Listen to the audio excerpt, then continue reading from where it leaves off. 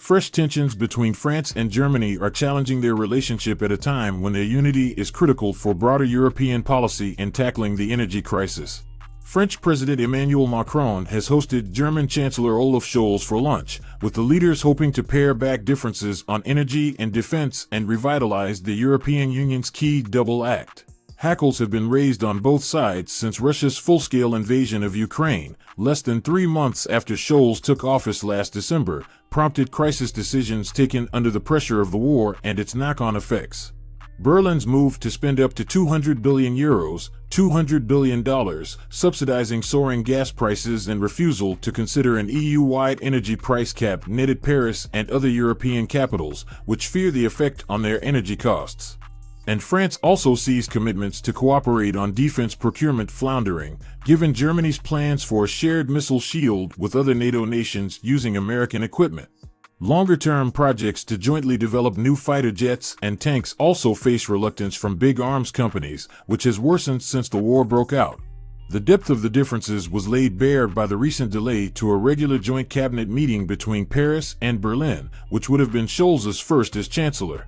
And limited expectations for Wednesday's talks were clear from the schedule released by Macron's office, which did not provide for a joint news conference.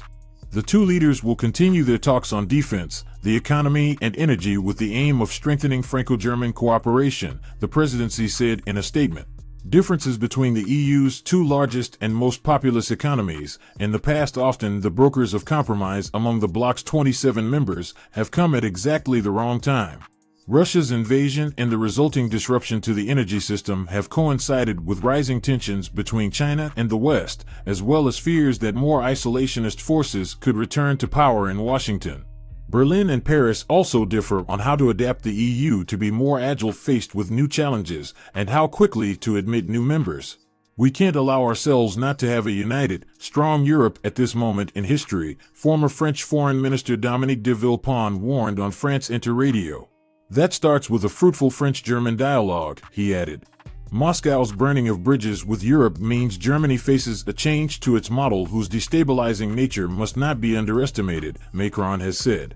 That was made clear earlier this year when Scholz announced a new era in German defense policy supported by significant spending on its creaking military. Although Berlin's allies welcomed the change of direction after years of underinvestment, the flow of cash has not translated into big contracts for the EU or especially French arms firms, one of the undertones of Macron's calls for greater European sovereignty. Instead, Germany is rushing to buy big-ticket American-made items like F-35 fighter jets and Patriot air defense systems. In addition, there are concerns in the broader EU about Scholz's upcoming trip to China and for looking to do business with a nation that is increasingly deemed as a rival to European countries. There are also issues with Germany's long delay in delivering weapons to Ukraine. The relationship is obviously strained, a development I blame mostly the German government for, Jacob Kierkegaard, a senior fellow at the German Marshall Fund think tank, said via email. Scholz leads the first three-party coalition in German history, and as such has less control over his domestic politics than previous German chancellors on top of having ideologically often opposed coalition members in the Greens and FDP, he added. Analysts at political risk consultancy Eurasia Group have also noted that frustration with Berlin has grown across Europe. While the criticism initially centered around what was perceived by many senior EU officials as Berlin's limited military support for Kyiv, member states across the board have now started to criticize Germany's fiscal and energy policies too. Disappointment with Berlin has now gone so far that it actually risks weakening the Franco-German alliance, the EU's single most important bilateral relationship. If this goes on, they may become a very serious problem to the speed at which Europe policies would be made and problems tackled. What do you think of this Franco-German coalition? Is Germany purposely not trying to make the relationship work, or is there something in the background we don't know of? To keep following up on the news, don't forget to hit the like button, subscribe, and turn on notifications. Thanks for watching.